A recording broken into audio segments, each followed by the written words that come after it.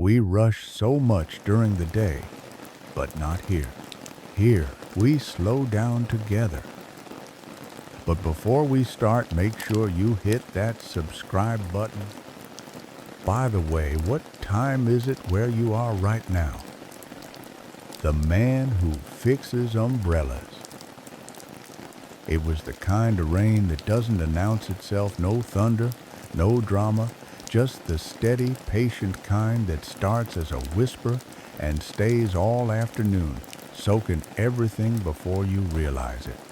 I hadn't planned on walking that day, but I did, partly because the air smelled like wet pavement and leaves, and partly because I didn't want to be inside with my own thoughts.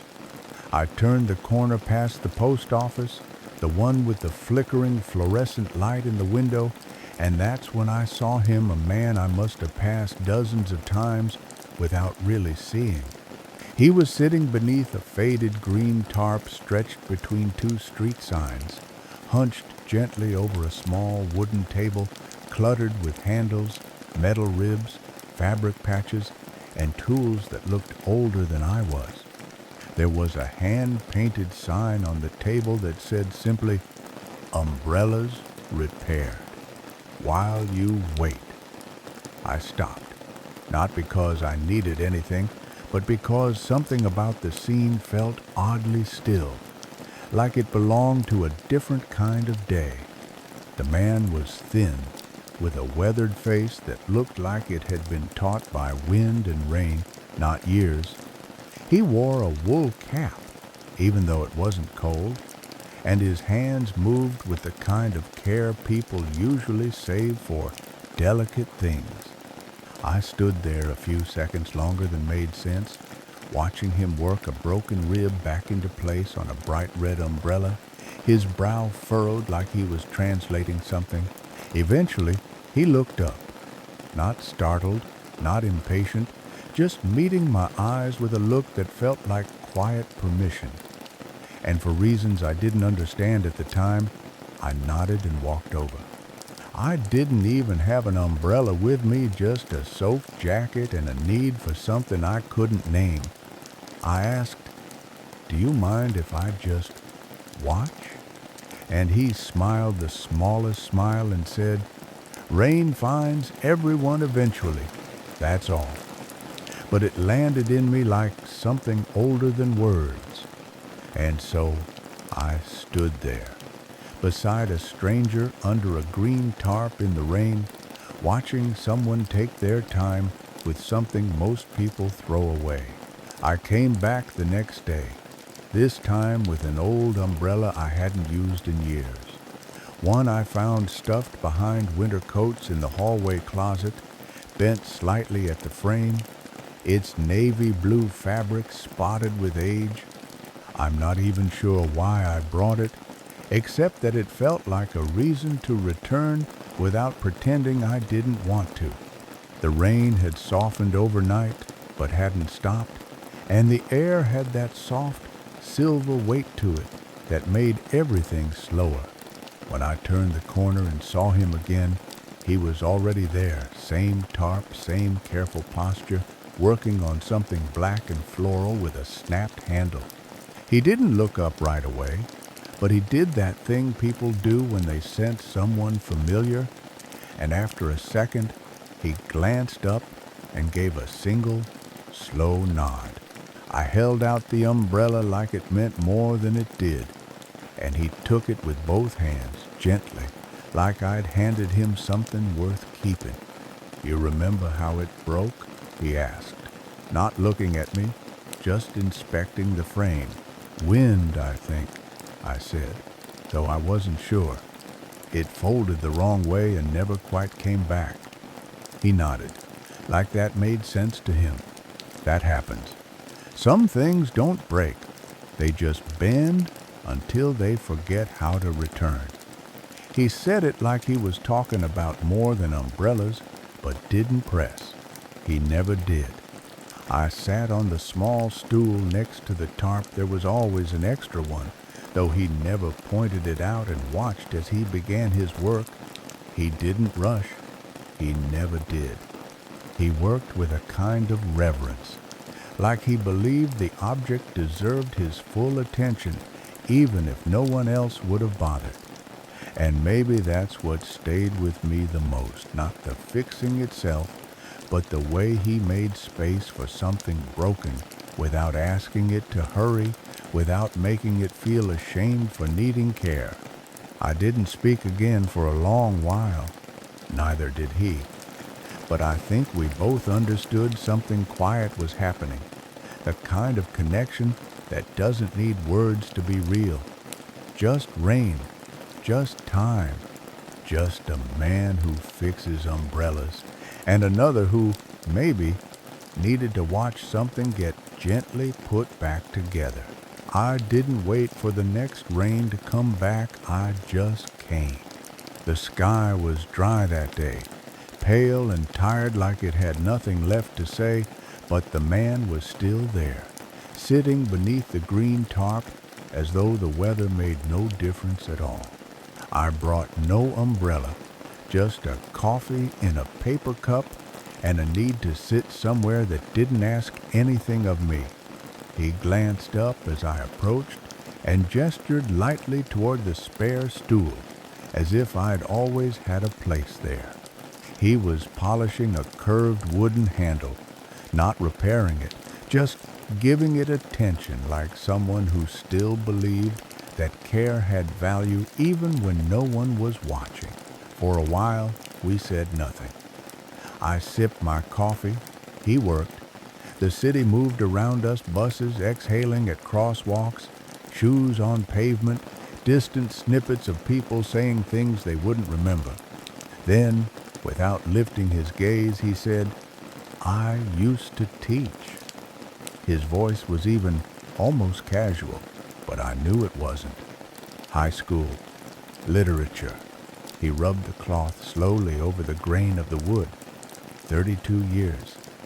Then one day I didn't want to anymore. I didn't ask why. Not because I wasn't curious, but because some truths come slower when left alone. He kept talking in pieces.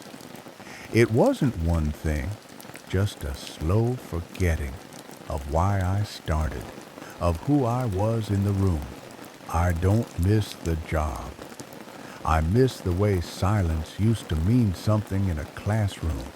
These days, people fill every pause like they're afraid of it. He looked at me then, not searching, just checking to see if I was still listening. I was. When I stopped teaching, I didn't know what to do with my hands, he said, placing the handle down gently. One morning, I found an old umbrella in the hallway. It was broken. I took it apart and put it back together. Then another. And then this. He gestured around him, not proudly, not bitterly, just like someone who had accepted where life had settled him. Now I fix what's left out in the rain. It's enough. I didn't reply. I just nodded. Because I understood something in him, the way we sometimes lose ourselves in what we give to others, and how, if we're lucky, we find our way back by doing something quiet, with our hands, without applause.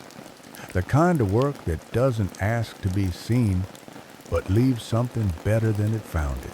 I didn't realize it at first, but something in me had started to change. It wasn't dramatic, no sudden clarity, no lightning bolt epiphany, just a slow, quiet softening, like the way fabric feels after being worn in the rain and dried in the sun. I began to notice how often I rushed through things, not just tasks, but feelings too. I'd gotten used to brushing off discomfort, patching over silence, telling myself to move on before I'd even figured out what needed tending. But sitting there with him, day after day, watching the way he moved through each repair with care and without hurry, it started to seep into me. He never asked the umbrella why it broke. He didn't judge how long it had been left that way. He just looked at what was in front of him, held it without resistance, and did what he could to help it work again. That stayed with me. I began to wonder, what if I could meet myself the same way? Not as a problem to fix quickly, but as something worth returning to, worth spending time with. I thought about all the things I'd bent out of shape and left behind inside myself, old disappointments I'd shoved into corners, quiet fears I'd pretended not to feel, ways I'd tried to be useful without being whole. And I started to ask softer questions, not what's wrong with me, but what needs attention, not how do I get over this, but can I sit with this a little longer? I didn't say any of this out loud. I don't think I needed to. He never asked what I was thinking, and I never offered. But I think he knew, or maybe he didn't, maybe it didn't matter. Because sometimes it's enough to be near someone who's made peace with slowness, who's not afraid to touch what's been weathered, who sees brokenness not as failure but as something still worthy of hands and time. And sitting there, in the soft rhythm of cloth and rain and breath, I slowly began to understand that healing isn't always about fixing. Sometimes it's just about staying. I brought a book the next time I came, not because I planned to read, but because I wanted to bring something that mattered to me. It was a thin paperback I'd carried for years, its corners softened, spine worn in a way that only happens when you've returned to the same pages more than once. I didn't hand it to him. I just set it gently on the corner of his table, careful not to disturb the small tools and umbrella pieces scattered there. He looked at it and then at me, but didn't say anything right away. He just nodded, like he understood that it wasn't a gift and it wasn't a request. It was a gesture, something like trust. "That one saved me once," I said quietly, almost like I was admitting it to myself more than to him. He didn't ask how. He just touched the cover lightly with one finger, then went back to working on a tattered plaid umbrella with rust along the ribs. I sat down again, listening to the way the tarp shifted softly in the breeze, the quiet clicks of his tools, the occasional breath between steps. We didn't speak for a long time after that, but something in the space between us felt fuller, like the act of placing something on the table, something that had held me together once, was a kind of offering neither of us needed to explain. I realized then that this was what the whole thing had become for me. Not about umbrellas, not even about repair, but about making space for what we carry without needing to justify it. About learning how to sit next to someone without fixing, without solving, just being there with the quiet weight of what's been weathered. And in that moment, I understood something I hadn't before, that healing can be reciprocal, even when unspoken. That maybe he was putting things back together with his hands, and I, in my own way, was learning how to be whole by sitting beside him day after day while the world went on rushing just beyond the edge of the tarp. The day I showed up and the tarp was empty, I didn't know what to do with myself. It had rained again the night before, not heavy, but enough to dot the sidewalks and hang a softness in the air, and I'd walked my usual route without really thinking.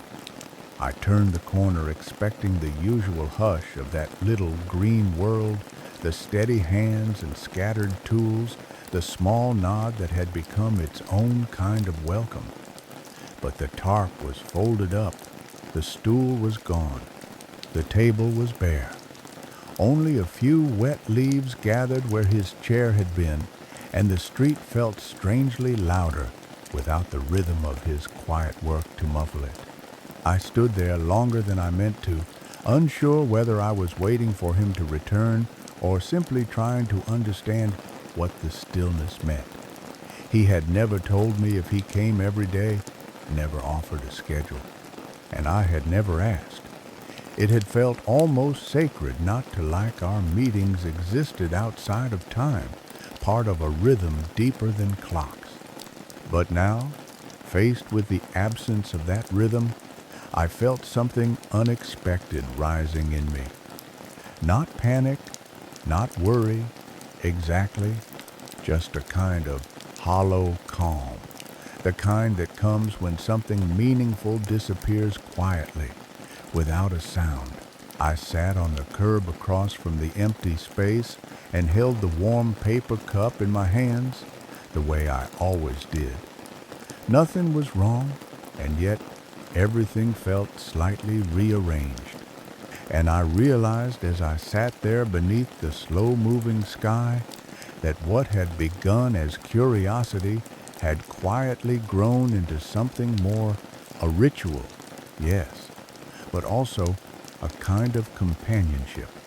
Not the loud daily kind that demands presence, but the gentle kind that makes a place feel lived in, even if no one speaks.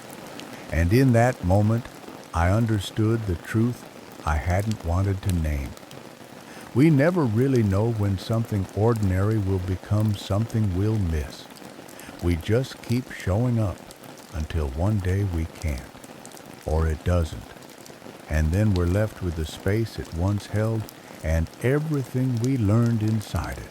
I came back the next day, and the day after that, not out of hope exactly, but out of something quieter, maybe closer to reverence. The tarp remained folded, the table was gone. It was as if that little green world had packed itself up without warning, leaving nothing but air and memory in its place. I told myself not to be surprised. People come and go. That's how cities move. But I still stood there longer than made sense, as if time might rewind itself if I waited just right. On the third day, something small caught my eye. A folded note, tucked into the corner of the bench I usually sat on, weighed down with a flat stone. No name on it, no envelope, just a piece of paper creased and damp at the edges. I picked it up with careful fingers, like it might vanish if I moved too quickly. In neat, blocky handwriting, it said, "Thank you for sitting with me. You reminded me that some things don't need to be repaired to be whole." No signature, just that.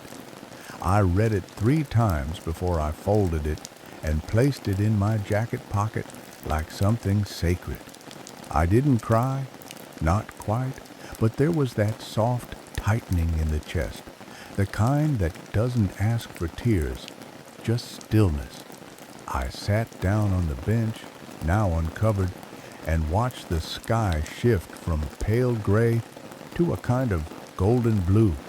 It occurred to me that he may have written it for someone else, that maybe more than one person had sat with him like I had. But it didn't matter. The message still found me, and I felt known by it, understood in a way that doesn't need ownership. That's the thing about these kinds of connections. They aren't about names or phone numbers or plans to meet again. They live in the space that was shared, and they stay quietly, softly, like the way rain lingers in the seams of your coat long after the clouds have cleared, like a sentence that echoes even after it's been folded away. It's been weeks now since I last saw him, but I still take that route when it rains. I don't expect anything anymore, not the tarp, not the table, not the quiet nod of recognition, but I still walk by, as if part of me is keeping vigil for something that doesn't need to return to stay with me. I carry the note in my wallet now, folded carefully, the ink beginning to blur just slightly at the corners, the way all the best things do when they've been held often. Sometimes I reread it in quiet places, cafes, where the windows fog with breath, train platforms where no one looks up, the kind of moments where the world slows down enough to let you feel everything at once. And each time I read it, it doesn't feel like a goodbye. It feels like a quiet continuation, like something that still ripples through my days, even when no one else can see it. I've noticed I move slower now, not out of sadness, but out of something gentler, a kind of care I didn't used to offer the world or myself. I hold things with more attention. I listen to silence without trying to fill it. I take time to fix things, not always perfectly, not always successfully, but with presence. And maybe that's what he left me. Not just the memory of a man beneath a green tarp fixing umbrellas, but a way of being in the world. Patient, grounded, present with the broken, without rushing it back to wholeness.